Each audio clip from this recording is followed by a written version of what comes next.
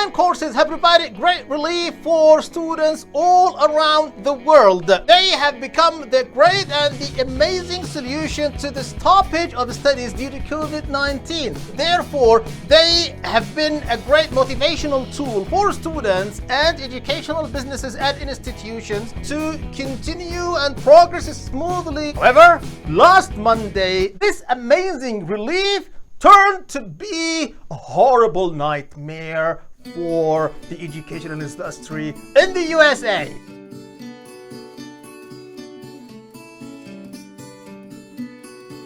Fall semester is the coming educational semester in the US. It usually starts in August, and it's usually the highest semester in the intake of new students. Therefore, for current students, non-immigrants who have valid US students visa and who have been studying online, they cannot continue this situation. They either have to change their institution to another one which provides in-person education, or they must leave the country. They cannot stay with taking only pure online education in the US. What about the students who left the US to their home countries but continue their classes remotely and they still have their valid status as students? In fact, US educational institutions provide 3 types of academic schemes. The first one is the pure in-person education in campus. Second one is the pure online education. While the third one is the hybrid scheme, which is a mixture of in-person education in campus and online education. So the CFR, the Code of Federal Regulations in the United States, doesn't permit non-immigrant students to study in the US and get valid student visas to study only pure online education. There has to be in-person education. Hey man, don't tell me nonsense. COVID-19 has turned things upside down. Actually, some schools have completely closed during the previous summer and spring semesters, but the majority of them have turned completely to pure online education to continue their studies. That's why some students return to their home countries and continue their studies normally remotely from there. That's true, but these changes happen due to temporary exemptions that were implemented by the SEVP, the Students Exchange Visitor Program, which is run by the ICE, Immigration and Customs Enforcement Agency of the Federal DHS, Department of Homeland Security in the United States, in order to provide motivation and reassurance for students and for the educational institutions in the US and permit them to continue their studies smoothly. You know that the USCFR, Code of Federal Regulations, allows non-immigrant students in the US to study maximum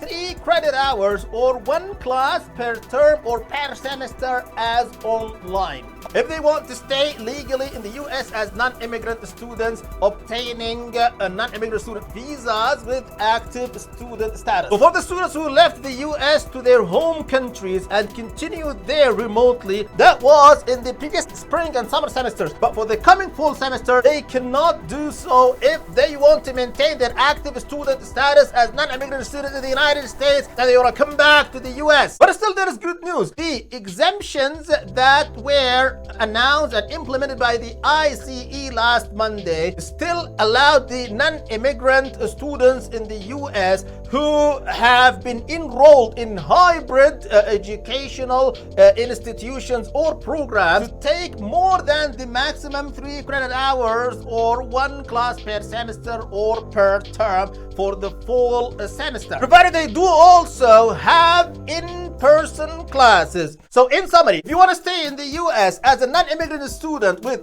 active student visa, you cannot do so with pure online education classes. Oh my God, that's horrible, man. Everybody in the educational industry, the schools, universities, colleges, and students have got accustomed to this new condition of pure online education. I know that 1st of June was declared as the decisions day for colleges and universities in the US. The majority of them assumed that the condition would continue normally. They would continue providing online education, and they have actually announced that thing to students, including non-immigrant and foreign students. True, and now everybody is in trouble because of this sudden shock. The universities fear the loss of non-immigrant students who provide huge income for them. But at the same time, they are scared to completely completely open their campuses and accept all non-immigrant students over there. So they are scared of the health status and condition. At the same time, students feel that it's unfair for them if their universities haven't provided in-person education to go and search for a substitute institution which provides in-person education, or to be forced to leave the country because of this condition. So it is actually a mysterious dilemma for both universities and the students. They have to make extreme and careful trade-offs. Everybody should refuse these new rules and conditions. Everybody should exert strong pressure on the SEVP and the ICE to cancel these rules. I doubt it, dude. You know that the mother governmental entity for the ICE is the Federal Department of Homeland and Security of the United States.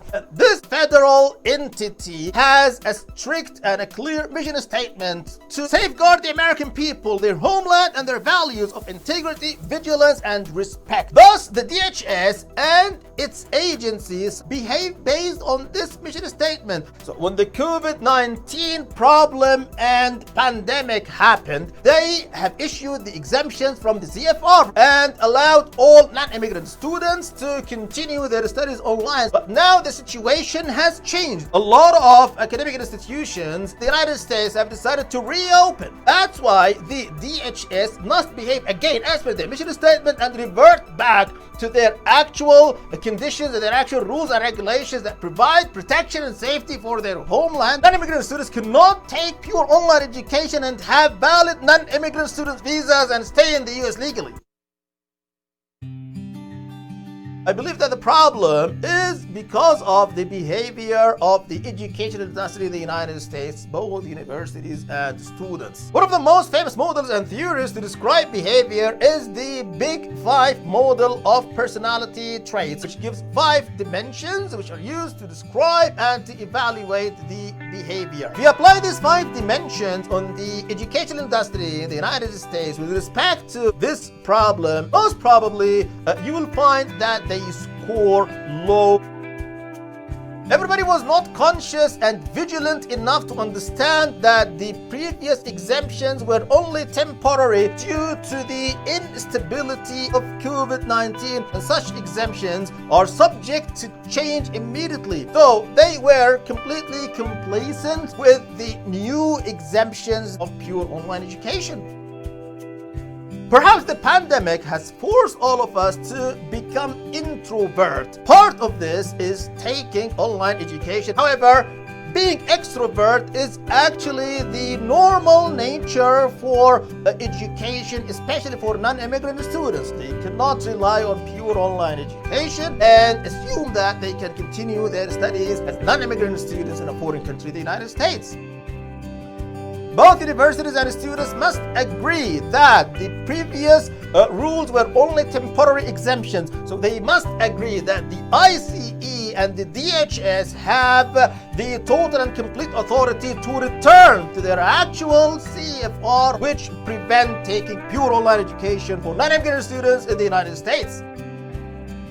These rules have made students and universities in chaos and in miserable condition. There's a problem in the emotional stability. Actually, the educational industry in the US must take advantage of what happened when the exemptions came and allowed them to continue their businesses, to continue their education. So these exemptions must have acted as strong motivational tools and reassurance points that they should be more emotionally stable and more confident of themselves and of their ability to overcome any next difficulties or problems.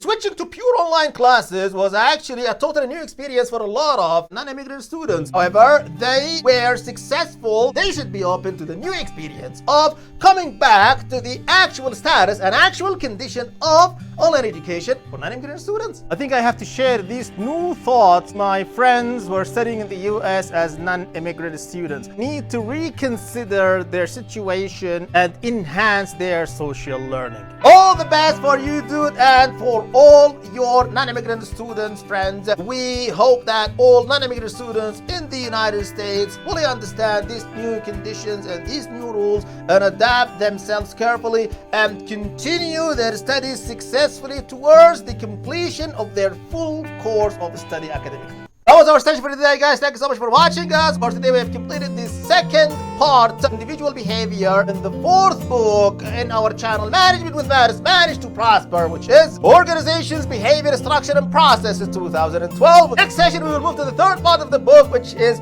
Groups, Behavior, and Interpersonal Influence in Organizations. Please support the channel strongly so we can continue our glorious and amazing mission. Please subscribe to the channel at YouTube and activate the notifications bell there. Please stay with us, watch us, participate with us, and share the channel and all electronic platforms at YouTube, electronic website manwim.com, email viewers at manwim.com, and our Facebook and Instagram pages. Thank you so much for being with us. See you next session. We produce every Thursday. See you next Thursday, and goodbye.